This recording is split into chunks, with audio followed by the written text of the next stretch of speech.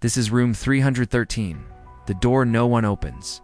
There's a room in a forgotten hotel in rural Virginia. It's an old building with peeling paint and flickering neon signs out front. People pass by every day, but they try to avoid making eye contact with the windows as they go by, because they do want to see what is inside. Because it is said that anyone who looks into the windows of room 313 will be cursed for the rest of their life. So for decades, the staff have kept the blinds shut and the room locked up tight. But one guest refused to listen to the local legends. And when he booked room 313, the other guests started to whisper that he wouldn't be the same ever again. He would be forever changed by whatever evil spirit lurked within those four walls. And after 3 days, he left without a word, never to return. Want to know the full story? Well, here goes. It was a cold winter night when a young man drove up to the National Grand Hotel. The sign was crooked and half its neon lights were dead, leaving only one side of the sign working. It flickered, casting an eerie glow over the parking lot. His car rumbled to a stop outside, and he stepped out into the night. He was a strong young man with a shaved head and tattoos crawling up his arms. He smiled as he looked up at the building. Despite how run down it was, there was something about it that he just loved. The Grand National had been here since 1926, and although it was off the beaten path, people still came from miles around to stay here. It was kind of like a secret between them. As he walked inside, the bell above the door chimed, and a middle-aged woman looked up from behind the front desk. She didn't seem too happy to see him. I told her my name, and she nodded, handing me a key card. There was a long pause, and then she said, "You're in room 313. My smile widened. "That's right," I requested it. She shook her head slowly. "I don't know why they let you book it. You know the rules." "What rules?"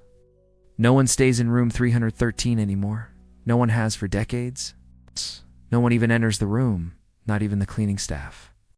The guests who book it always change their mind once they hear the stories." "Oh, come on. Tell me some of the stories," I begged. "The ones you tell about the room, please." She sighed and rubbed her forehead. "Do you really want to hear them?" "Yeah." "Well, all right. Legend says this hotel is haunted by a family that died in a fire in 1929. It's said their spirits are trapped here, and they seek revenge on those who enter these rooms. This is room 313, and in this room a little girl died. She fell out of bed and hit her head on the floor. Since then, it's been cursed. Some say if you enter this room, you'll never leave the hotel alive." I wasn't scared. In fact, I was excited. The stories only made the room seem more amazing. It felt like a ghost of adventure, and I couldn't wait to see what secrets the room might hold. The woman watched me walk away and shook her head.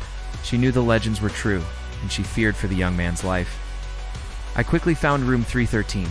It was at the end of the third corridor, and it looked exactly how I imagined it would. The faded sign above the door read, "Do not disturb." I unlocked the room and walked inside. I turned on all the lights and instantly regretted it.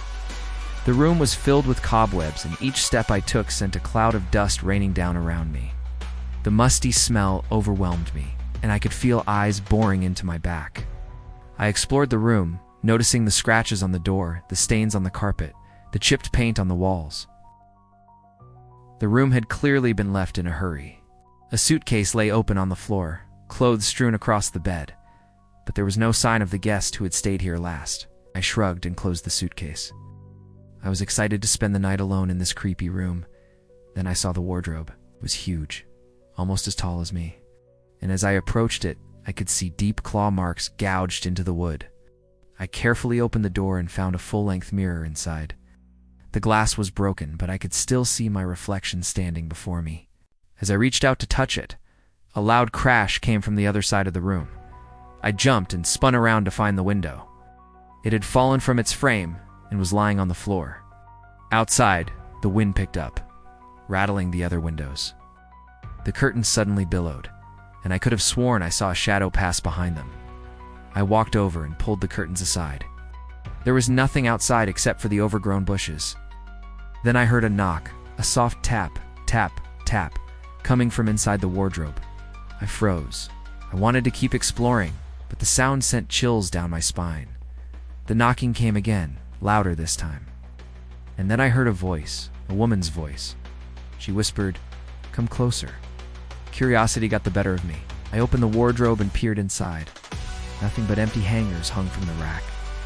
Was I going crazy? Had I been alone the whole time? Suddenly, the room went dark. The power had gone out. Screaming, I stumbled backwards, knocking over the suitcase. Papers flew everywhere. I could feel my heart beating in my chest. One had to get out of there. Then I noticed a small light coming from under the wardrobe. I walked over and knelt down in front of it. The light was coming from a keyhole. I looked around and saw a key on the floor next to the suitcase. I picked it up and fitted it into the keyhole. The wardrobe creaked open and a single light bulb illuminated a narrow passageway. I hesitated. What did the passage lead to? Where did it go?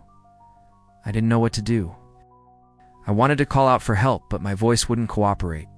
I couldn't speak. I tried again. My voice was hoarse. Hello, is anyone there? The only reply was silence. I stood up, feeling a sudden surge of courage.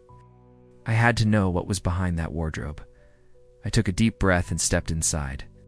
Behind the wardrobe was a tunnel. It was barely wide enough for me to fit through, and the air was thick with dust. I coughed and continued walking forward. The tunnel opened up into a large room. It was empty and filled with junk. An old TV sat in one corner, a pile of boxes in another. I walked over and examined the TV. It was from the 1960s. The screen was cracked, and there was a strange symbol painted on the back. I turned it over and found a serial number. I searched online and discovered the TV had been manufactured in the early 1950s. That meant it had been here for over 70 years. Then I heard a noise coming from the far corner of the room. I crept closer and peeked over a box. I couldn't believe my eyes. Sitting on an old trunk was a wardrobe. It was identical to the one in my room, except this one was slightly ajar. I took a deep breath and pushed the door open. Inside was a single bed covered with a dusty blanket. On the pillow was a photograph. It showed me asleep in the exact spot where I was sitting. I ripped the picture from the pillow and stared at it. Who was that person in the photo? Why did they look so familiar?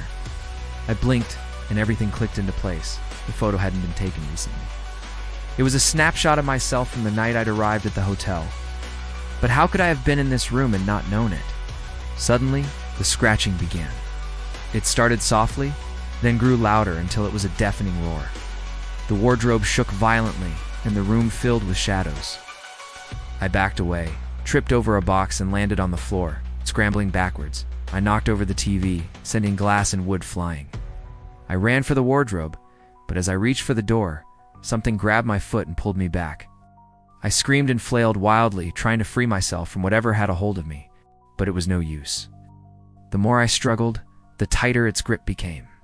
Finally, I stopped moving. The scratching continued for a few moments longer before it slowly came to a halt. Silence descended upon the room. I lay on the floor exhausted. I looked down at my foot and gasped. Skin was peeling away to reveal a raw, bloody flesh underneath. I tried to stand up, but my foot buckled beneath me. Blood poured onto the floor, soaking into the wooden boards. I was losing consciousness. The last thing I remembered was the photo of myself sleeping in that bed. The last thing I heard was a voice whispering in my ear, "Never open the wardrobe." In the morning, housekeeping found the room empty. They also found a note on the nightstand written in my shaky handwriting.